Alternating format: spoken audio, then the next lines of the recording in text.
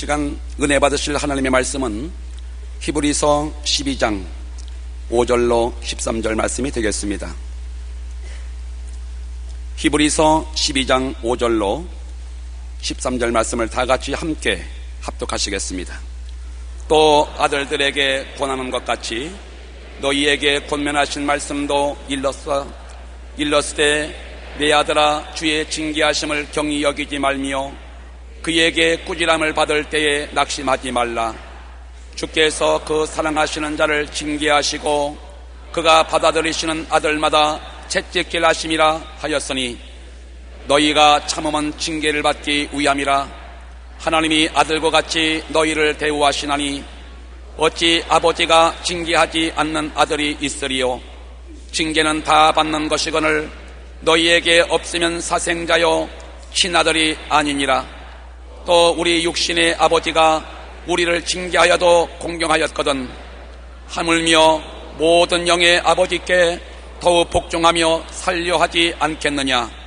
그들은 잠시 자기의 뜻대로 우리를 징계하였거니와 오직 하나님은 우리의 유익을 위하여 그의 거룩하심에 참여하게 하시느니라.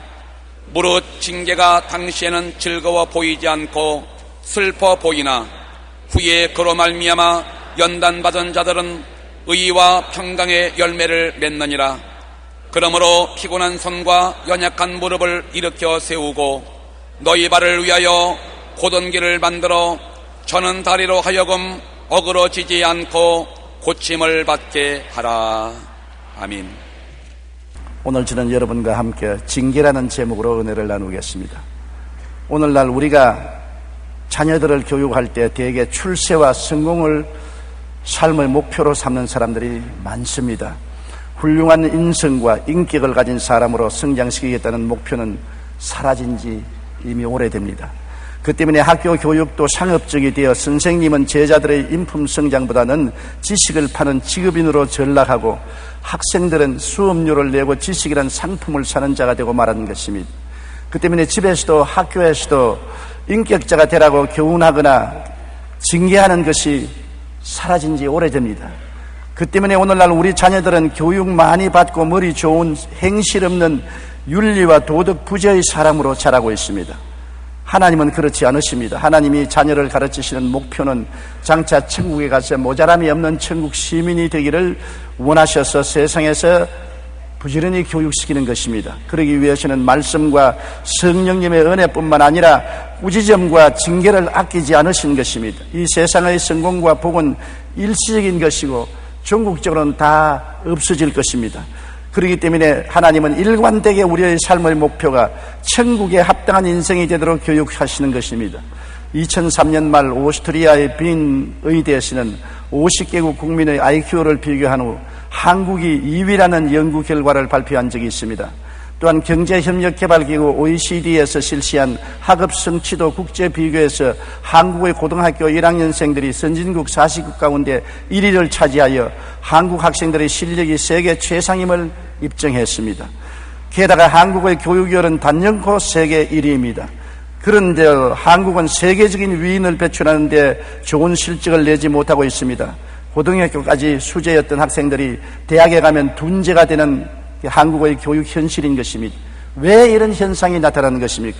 우리의 교육 현실은 훌륭한 인성과 인격을 가진 사람으로 성장시키기보다는 세상에서 출세하고 성공하는 것을 목표로 지식 위주의 교육이 이루어지고 있기 때문인 것입니다. 그러므로 우리 자녀들은 교육을 많이 받고 머리가 좋으나 장기적인 인생의 목표를 세우지 못하고 오히려 행실 없는 윤리와 도덕 부재의 사람으로 자리하고 있는 것입니다. 우리 이웃 나라 보십시오. 경제 대국입니다. 굉장히 강력한 나라인 것입니다. 오늘날 세계 원조에도 미국 뒤따라 가장 많은 원조를 하고 있습니다. 그러나 일본이 세계에서 멸시와 천대를 받고 존경을 받지 못하는 것은 윤리가 없고 도덕이 없는 나라가 되었기 때문인 것입니다. 2차 세계대전 이후로 징용과 징병과 또한 많은 악행을 한 것을 진실로 회개하고 보상하고 돌이키는 그러한 행위가 따르지 않았기 때문에 도덕성이 없고 윤리성이 없으므로 존경을 받지 못하고 세계적인 인도를 할 수 있는 나라가 되지 못하는 것을 우리가 알아야 되는 것입니다.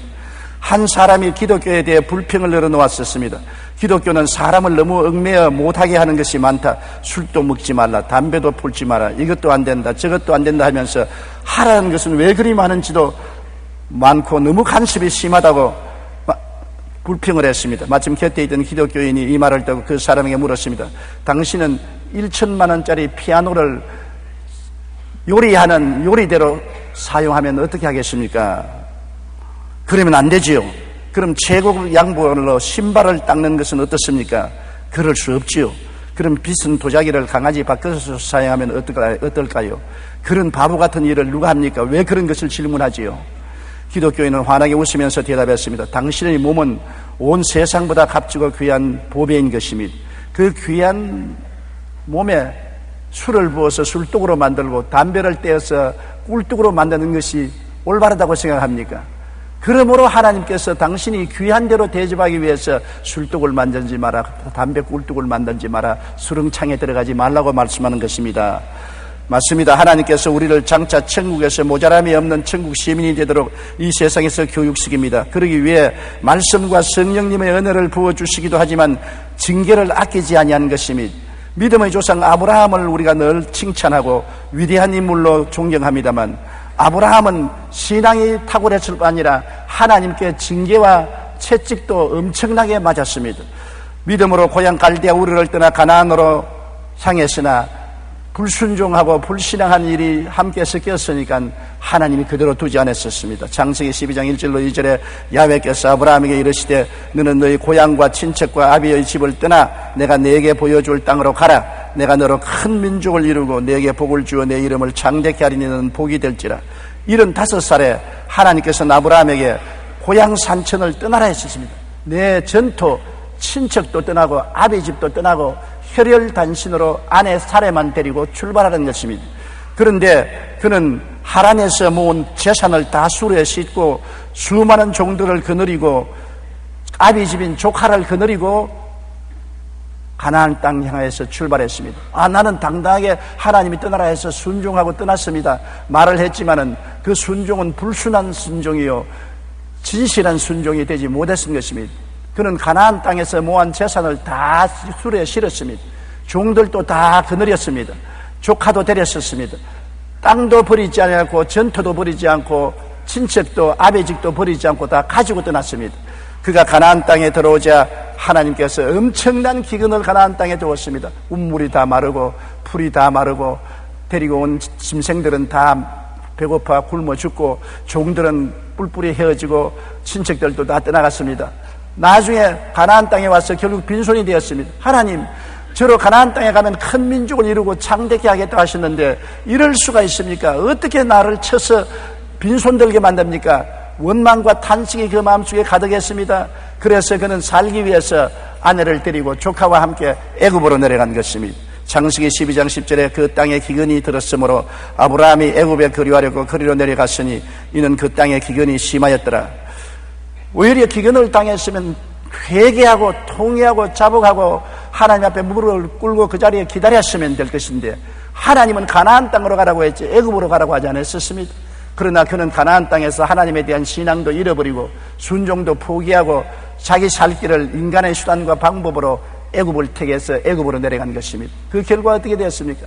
아내가 이쁜 연고로 애굽에 가서 바로 왕의 눈에 들었으므로 아내도 빼앗기고 처참한 생활을 했습니다. 아내를 빼앗기고 그 덕분에 많은 물질을 얻어서 살았지만은 비참하기 말로 다 할 수 없었습니다. 거기에서 아브라함은 크게 회개하고 통회하고 자복했습니다. 정말 깨어졌습니다. 그 결과 하나님께서 그 기도를 들으시고 아내를 돌려주시고 많은 금은 보화를 주시고 짐승을 보상으로 받아서 가나안 땅으로 돌아왔습니다.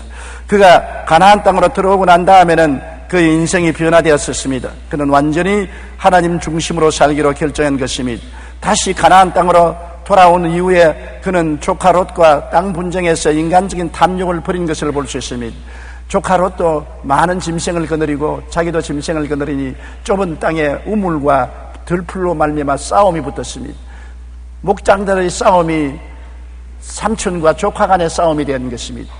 그때 아브라함은 모든 것을 하나님께 의지하고 자기 중심으로 생각하지 않았습니다. 창세기 13장 8절로 9절에 아브라함이 롯에게 이르되 우리는 한 친족이라 나나 너나 내 목자나 내 목자나 서로 다투게 하지 말자. 내 앞에 온 땅이 있지 아니하냐. 나를 떠나가라. 내가 좌하면 나는 우하고 내가 우하면 나는 좌하리라. 당연히 삼촌으로서 내가 좋은 땅을 차지할 테니 그 다음 너가 차지하라고 말할 수 있는데도 불구하고 나는 네가 좌하면 내가 우하고 네가 우하면 내가 좌할 테니 네가 먼저 선택하라. 하나님께서 내 친척을 떠나라 했는데 이제야 너와 나와 결별하는 것이 하나님의 뜻이다. 그래서 조카가 요단떨에 물이 넉넉하고 풀이 많은 것을 보고 그리로 택해서 떠나서 비로소 하나님께 온전히 순종하게 했습니다. 내 전토 친척 아비 집을 완전히 떠나서 완전히 순종할 때까지 그는 가나안의 기근과 애굽에서 아내를 잃어버리고 당한 수모의 징계를 받고 난 다음에야 변화받는 것입니다. 하나님은 온전히 의지하고 하나님을 바라볼 때 비로소 가나안 땅에서 하나님이 복을 주신 것입니다. 창세기 13장 14절로 15절에 롯이 아브라함을 떠난 후에 야훼께서 아브라함에게 이르시되 너는 눈을 들어 너 있는 곳에서 북쪽과 남쪽 그리고 동쪽과 서쪽을 바라보라. 보이는 땅을 내와 너의 자손에게 주리니 영원히 이르리라. 넘치는 하나님의 은총과 복을 받는 것입니다. 우리가 온전히 하나님께 순종할 때 하나님이 복을 주시지, 완전한 순종을 하지 못하고 세상과 섞여서 있을 때는 주님께서 징계를 내리시고 우리를 변화시키기를 원하시는 것입니다. 세상에서 가장 아름다운 소리를 내는 바이올린으로 알려진 것이 스트라디바리라는 바이올린인 것입니다. 이 바이올린은 스트라디바리가 10대부터 93세가 될 때까지 많은 것으로 1100대밖에 없습니다. 그가 바이올린을 만들 때 엄격히 지키는 원칙이 딱 한 가지 있습니다. 바이올린이 아름다운 소리를 내지 않으면 아낌없이 다 부숴버린다는 것입니다. 그런 바이올린에는 절대로 내 이름을 적어 팔지 말라는 것입니다. 우리의 조선 백자나 고려 청자를 만드는 장인들도 일반인들이 보기에는 아름다우나 그들의 눈에 조그마한 흠이 보이면 도자기를 가차없이 내려쳐 부쉈다고 합니다. 이런 장인 정신은 작은 흠집이라도 결코 용납하지 않고 최상의 것을 만들기 위한 것입니다. 믿음의 조상 아브라함은 하나님의 말씀에 순종하여 갈대아 우르를 떠났지만 기근이 들자 자신의 생각대로 애굽으로 내려갔습니다. 이러한 부실한 순종으로 말미암아 하나님은 그대로 내버려 놓지 않고 그를 쳐서 깨어지게 하고 변화받게 만들어 주신 것입니다. 순종은 성공의 어머니요 안전의 아내입니다. 순종은 모든 문의 열쇠입니다. 그러므로 하나님께서는 우리를 순종하도록 만들기 위해서 어떠한 수단과 방법도 사용하시는 것입니다. 우리가 예수 믿으면 공짜로 은혜를 받고 복만 받는다고 생각하면 큰 오해인 것입니다. 예수 그리스도를 통해서 은혜와 복을 받는 것은 당연한 이치지만은 하나님의 형상과 모양을 닮아가는 사람으로 만든다는 것을 알아야 되는 것입니다. 여러분, 조각가가 돌 안에서 자기의 형상을 보고 난 다음 돌을 찧어서 그 형상을 찾아내는 것처럼 하나님은 우리를 시험과 환난을 통할 뿐 아니라 징계를 통해서 찧어서 하나님의 형상이 이루어지도록 만드시는 것입니다. 우리 하나님의 결국 목적은 우리를 천국 시민이 되기에 부족함이 없도록 만드는 것이 하나님의 목적인 것입니다. 우리가 신앙만 좋다고 철야하고 금식하고 주여 주여 하면서도 윤리와 도덕을 저버린 행동을 하고 불의하고 부정하고 부패하면은 신앙이 아닙니다. 그거는 하나님께서 그러한 신앙은 인정하지 않습니다. 하나님은 징계에 회부할 따름인 것입니다. 우리가 정의롭고 정직하고 거룩하고 충성스러운 새 사람으로 변화되는 것이 하나님의 목적이기 때문에 그러한 목적을 두고 하나님은 우리를 징계하는 것입니다. 요한일서 2장 15절로 16절에 이 세상이나 세상에 있는 것들을 사랑하지 말라. 누구든지 세상을 사랑하면 아버지의 사랑이 그 안에 있지 아니하니 이는 세상에 있는 모든 것이 육신의 정욕과 안목의 정욕과 이생의 자랑이니 다 아버지께로 온 것이 아니요 세상으로부터 온 것이라고 말하고 있는 것입니다. 우리가 세상을 버리지 못할 때 옛사람을 그대로 입고 신앙생활을 하려고 할 때 징계할 수밖에 없습니다. 예수 그리스도를 믿고 십자가를 통하여 보혈을 통하여 죄와 용서를 받았는데도 불구하고 옛사람 그대로 술 취하고 방탕하고 허랑하고 음란하고 세속에 취해서 살면은 하나님이 그대로 내버려 놓을 리가 없는 것입니다. 우리를 사랑하시기 때문에 징계하고 채찍하시는 것입니다. 우리의 생활에 하나님의 명령이나 뜻을 분명히 알면서도 불순종할 때 하나님은 징계하는 것입니다. 요나가 하나님이 니느웨 성에 가서 외쳐 회개하지 않으면 40일 만에 니느웨 성이 망할 것이라고 하라고 하는 분명한 하나님의 뜻과 명령을 알고도 불순종하여 배를 타고 요바에서 다시스로 도망치다가 큰 풍랑을 만나서 나중에는 물에 빠져 물고기 뱃속에 들어가서 3주야를 고난 당한 것을 우리가 잘 기억하고 있는 것입니다. 불순종할 때 하나님이 우리를 징계하시는 것입니다. 이사야 1장 2절로 5절에 야훼께서 말씀하시기를 내가 자식을 양육하였거늘 그들이 나를 거역하였도다. 소는 그 임자를 알고 나귀는 그 주인의 부유를 알건만은 이스라엘은 알지 못하고 나의 백성은 깨닫지 못하는도다 하셨도다. 슬프다 범죄한 나라요 허물진 백성이요 행악의 종자요 행위가 부패한 자식이로다. 그들이 야훼를 버리며 이스라엘의 거룩하신 이를 마늘이 여겨 멀리하고 물러갔도다. 너희가 어찌하여 매를 더 맞으려고 패역을 거듭하냐고 말씀한 것입니다. 하나님이 패역하고 거역하는 사람을 매를 때리겠다고 성경은 말하고 있는 것입니다. 그뿐 아닙니다. 우리가 게으르고 열심을 버렸을 때, 첫사랑을 버렸을 때, 새 사람으로 살려고 노력하지 않을 때 하나님은 채찍을 때려서 다시 정신을 차리고 마음을 가다듬게 만들어주는 것입니다. 잠언 13장 24절에 매를 아끼는 자는 그의 자식을 미워함이라. 자식을 사랑하는 자는 근실히 징계하느니라. 자식을 사랑하면 근실히 채찍을 때리고 징계를 하는 것입니다. 오늘날 우리는 자식을 사랑한다고 하면서 자식이 원하는 대로 내버려 두는 것입니다. 먹고 싶은 것 다 먹고 장크푸드를 먹어 몸이 이렇게 뚱뚱하게 만들고 시간 늦게 텔레비 보고 게임하고 나쁜 친구들하고 사귀어도 부모들이 징계하지 않습니다. 그러므로 점점 폭력 사회로 변화되어 가고 있는 것입니다. 사랑은 근실하게 잘했을 때는 칭찬하고 못했을 때는 징계해야 참 사랑이 되는 것입니다. 징계의 채찍을 아끼는 자는 자녀의 영혼을 잃어버리고 마는 것입니다. 욥기 5장 17절 18절에 볼지어다 하나님께 징계받는 자에게는 복이 있나니 그런즉 너는 전능자의 징계를 업신여기지 말지니라. 하나님은 아프게 하시다가 싸매시며 상하게 하시다가 그의 손으로 고치신다고 말씀하고 있는 것입니다. 우리 하나님은 우리의 부모가 되시기 때문에 우리를 징계하시는 것입니다. 많은 사람들이 삶의 목표를 혼돈하고 있는 것입니다. 먼저 할 건 먼저 하고 나중 할 건 나중 해야 되는 것입니다. 여러분, 오늘날 많은 가정이 왜 파괴된지 압니까? 가정에 남편이 사업한다고 집안을 정정 비우고 처자들과 대화하는 시간을 잃어버리고 맙니다. 좋은 집을 짓고 돈을 많이 벌었습니다만 가족은 잃어버리고 마는 것입니다. 혼돈된 것입니다. 아내가 남편을 먼저 섬기지 아니하고 친구들과 사귀고 놀러다니고 운동하러 다닌다고 바빠서 남편 밥상도 잘 차리지 아니하고 남편의 출입도 잘 돌보지 못하면 선우를 바뀐 것입니다. 먼저 할 건 먼저 하고 나중 할 건 나중 해야 되는 것입니다. 우리 예수 믿는 사람도 먼저 그 나라와 그 일을 구해야 되는 것입니다. 그리하면 이 모든 것을 너에게 더하여 주시겠다는 것입니다. 하나님과 그리스도를 섬기는 것을 나중으로 하고 내 육신의 정욕, 안목의 정욕, 이성의 자랑을 먼저 취하면 하나님이 소외되고 버림받지 않겠습니까? 그런데 하나님이 그런 자식들을 사랑하고 품에 품고 복을 주시겠습니까? 징계를 하는 것은 마땅한 일인 것입니다. 히브리서 12장 7절로 8절에 하나님이 아들과 같이 너희를 대우하시나니 어찌 아버지가 징계하지 않은 아들이 있으리요. 징계는 다 받는 것이 오늘 너희에게 없으면 사생자요 친아들이 아니라 나는 마음대로 살아도 하나님이 꾸짖지 아니하신다. 나는 허랑하고 방탕하고 술 취하고 음란해도 교회 나오면 할렐루야 은혜만 주시니 감사하지 않느냐. 왜 너는 그렇게 얻어맞고 신앙고랑 하느냐. 잘못된 상황인 것입니다. 그는 종교는 가졌지만은 하나님의 자녀가 되지 않았기 때문에 하나님이 관심 가지지 않습니다. 남의 자식이 길 앞에서 흙탕물에 뒹군다고 간섭합니까?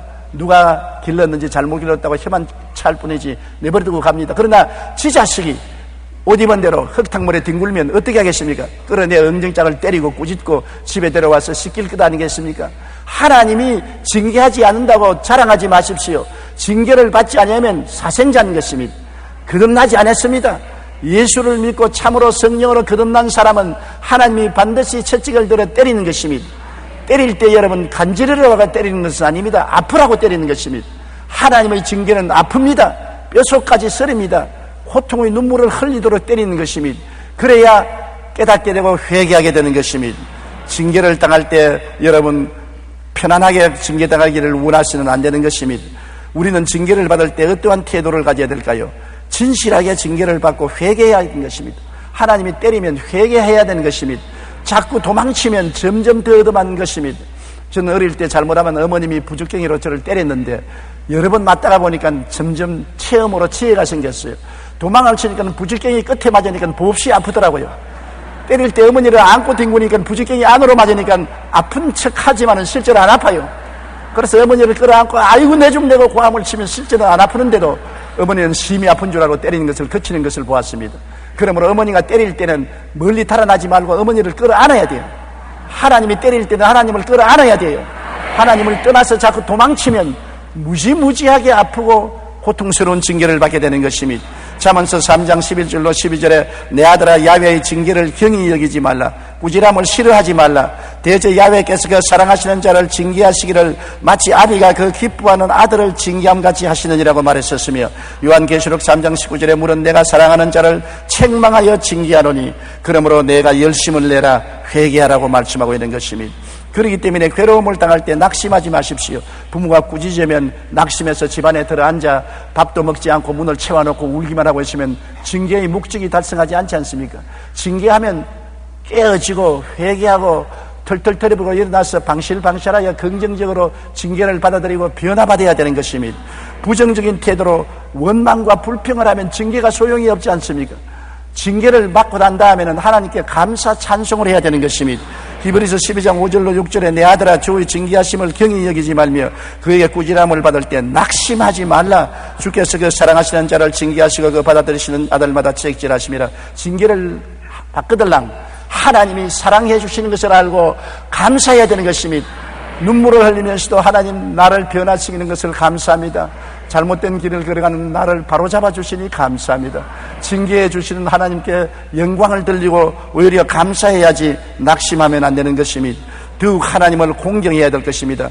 징계받기 전보다 더 하나님을 두려워하고 공경하고 사랑해야 될 것입니다. 하나님이 나를 사랑함으로 징계하시니 감사하다고 생각해야 되는 것입니다. 부모가 자식을 때리고 난 다음에 방에 와서 우는 부모들이 많습니다. 사랑하는 자식을 때리는 것이 부모의 마음에 좋을 리가 없는 것입니다. 채찍을 많이 때려놓고 난 다음에 방에 와서 부모님이 울고 그 다음 세수하고 손수건으로 닦고 밖으로 나옵니다. 왜냐하면 자식을 때린 만큼 부모의 마음도 아픈 것입니다. 하나님이 여러분을 때리고 기뻐하신 줄 압니까? 여러분을 때린 만큼 하나님 마음이 고통스럽습니다. 하나님이 괴롭습니다. 징계를 때릴 때 여러분만 괴로운 것이 아니라 하나님 자신이 괴롭다는 것을 여러분 알아야 되는 것입니다.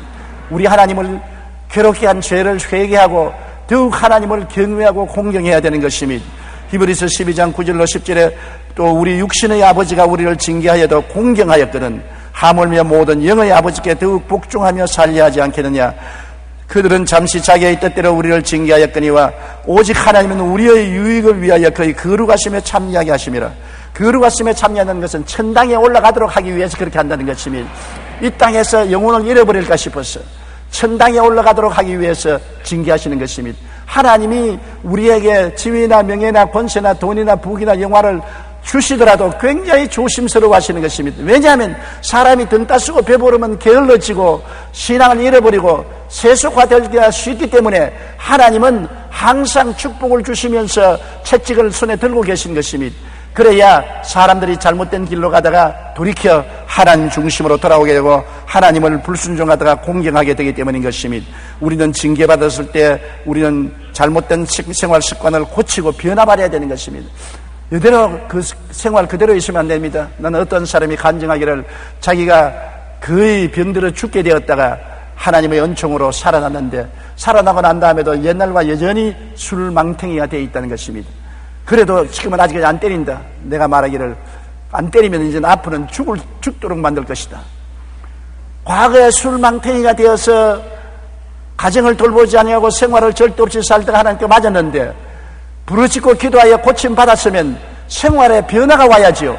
또다시 술을 먹고 정신없이 생활하면 하나님이 그 다음에는 영혼을 데려가실 수가 있는 것입니다. 잘못된 생활 습관을 고쳐야 되는 것입니다. 잠언서 20장 30절에 상하게 때리는 것이 악을 없이 하나니 매는 사람 속에 깊이 들어가느니라. 상하게 때리는 것을 악을 없애기 위해서 때리는 것이기 때문에 악을 내가 제거해야 되는 것입니다. 얻어맞고도 악을 제거하지 아니하면 징계는 점점 심해지는 것입니다.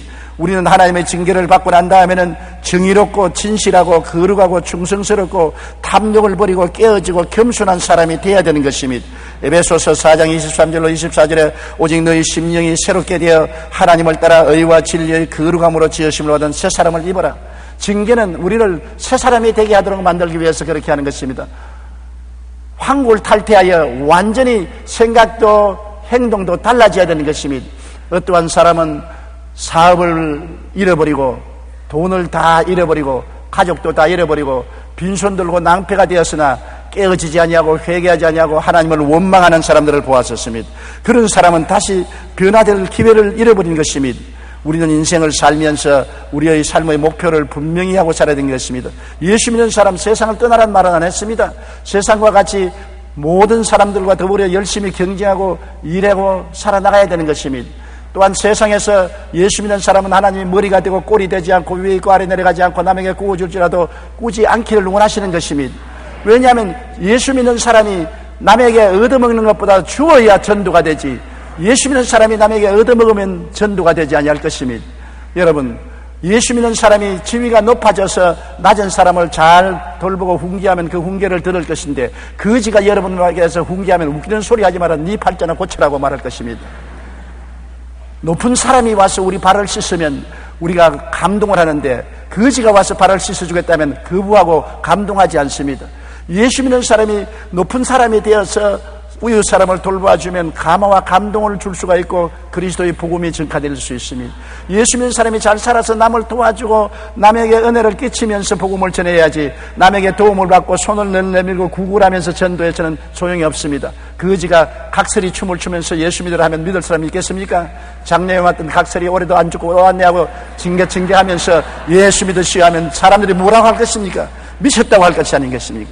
여러분, 그러므로 우리는 주님 안에서 축복받기를 하나님이 원하시는 것입니다. 그러나 축복을 받되 삶의 목표를 바꾸지 말라는 것입니다. 하나님 나라와 그 의를 먼저 구하는 목표를 분명히 하고 이 땅에서 축복을 누리라는 것입니다. 그 나라와 그 의를 먼저 구할 때 하나님 모든 것을 더하여 주시지요. 모든 것을 더하는 것에 목표를 두고 하나님을 섬기는 것을 차후로 이루면 안 되는 것입니다. 목표를 분명히 한 인생을 살아야 되는 것입니다. 히브리서 12장 11절로 13절에 무릇 징계가 당시에는 즐거워 보이지 않고 슬퍼 보이나 후에 그로 말미암아 연단받은 자들은 의와 평강의 열매를 맺느니라. 여러분, 징계를 잘 받으면 마음이 편안해지고 의로운 열매를 맺게 되는 것입니다. 그러므로 피곤한 손과 연약한 무릎을 일으켜 세우고 너희 발을 위하여 곧은 길을 만들어 저는 다리로 하여금 어그러지지 않고 고침을 받게 하라. 삶의 목표를 분명하고 변화를 받으라는 것입니다. 미국의 한 철도 회사에서 두 사람이 도랑 파는 일을 하고 있었습니다. 한 사람은 이 일을 시작한 지 얼마 안 되었고 또 한 사람은 수십 년 동안 도랑만 파고 있었습니다. 그런데 시작한 지 얼마 안 되는 사람이 전날 밤에 수십 년 동안 도랑 파는 일만 하던 선배가 리무진을 타고 온 회장과 저녁 식사를 하고 헤어진 것을 보고 깜짝 놀랐습니다. 그 다음날 아침에 그에게 물었습니다. 어제 회장님이 리무진에서 내린 사람이 선배 맞습니까? 맞네. 내가 이제 회장님과 저녁을 어제 먹었다네. 이 말에 젊은 사람은 이상하게 물었습니다. 아니, 어떻게 회장님과 같이 식사를 할 수 있으셨는지요? 나이 든 선배는 이렇게 말했습니다. 회장과 나는 오랜 친구일세. 우리는 똑같이 오래전에 도랑 파는 일을 같이 시작했다네. 회장은 도랑을 팔면서도 꿈이 분명해서 꿈을 성취하기 위해서 늘 노력하고 연구하고 공부하고 애를 썼으나 나는 돈 버는 일에만 관심을 가지고 도랑 파는 데 열심히 했어. 세월이 지나가자 기회가 오는데 회장은 시험을 쳐서 승진해서 회장이 되고 나는 지금까지 도랑 파는 팔자가 되고 말았네. 여러분, 인생을 어찌 살 건지 꿈과 희망을 갖고 삶의 목표를 분명히 하는 사람이 발전하지, 삶의 희망도 목표도 없이 그냥 뜨돌이 인생을 사는 사람은 결코 성공하지 못합니다. 그 나라와 그 일을 먼저 구하며 하나님 앞에서 주어진 인생의 분명한 목표와 꿈을 가지고 살아야 되는 것입니다. 목표와 꿈이 없는 사람은 이 세상에서 늘 불평 원망만 하는 뜨돌이 인생이 되고 마는 것입니다. 징계는 슬프고 괴로운 체험입니다. 매를 즐거워할 사람은 없습니다. 그러나 징계는 우리를 자라게 하고 변화받게 하는 것입니다. 징계를 잘 받아들이고 나면 더 정의롭고 마음에 깊은 평안을 갖게 되고 하나님과 더 친밀한 사이가 되고 하나님의 거룩함에 참여할 수 있게 되는 놀라운 은총을 입게 되는 것입니다. 세상에서 가장 아름다운 향수는 발칸 산맥의 장미에서 나오는 향수라고 합니다. 그 가운데도 가장 춥고 어두운 자정에서 새벽 2시 사이에 딴 장미에서 최고급 향수가 생산되는 것입니다. 그 이유는 장미가 바로 그런 환경 속에서 가장 강한 생명력을 발산하면서 가장 향기로운 향을 뿜어내기 때문인 것입니다. 징계는 슬프고 괴로운 체험입니다. 그러나 징계를 잘 받아들이고 나면 우리는 하나님과 친밀한 사이가 되고 하나님의 거룩함에 참여하게 되고 아름다운 하늘나라 시민이 될 수가 있는 것입니다. 그러므로 우리 인생에 징계가 없다고 자랑하지 마십시오. 크고 적은 징계가 오거든 항상 감사하고 깨어지고 회개하고 변화를 받아 하나님이 기뻐하시고 선하신 일을 따라 사는 여러분 되시기를 주님 이름으로 축원합니다. 우리 기도드리겠습니다. 사랑하신 우리 아버지 하나님, 우리가 이 세상에 사는 동안에 예수를 믿고 하나님의 은혜를 받을 뿐 아니라 많은 징계와 채찍도 받습니다. 징계는 슬프고 괴로운 체험입니다. 매를 즐거워할 사람이 누가 있겠습니까? 그러나 징계를 받아야 우리가 자라고 징계를 받아야 회개하고 깨어지고 변화받게 되는 것을 알고 있습니다. 징계를 겸손하게 잘 받아들이고 우리는 더 회개하여 정의로운 사람이 되고 깊은 평안을 얻게 되게 도와주시옵소서. 하나님과 우리 사이에 막힌 담이 다 제거되고 하나님이 우리 안에 우리가 하나님 안에 있어 함께 하나님과 생활하는 우리가 되게 만들어 주시옵시고 이 세상을 떠날 때 당당하게 천국 시민으로 들어갈 수 있는 변화받은 사람이 되게 은총을 베풀어 주옵소서. 예수님 이름으로 기도드리옵나이다. 아멘.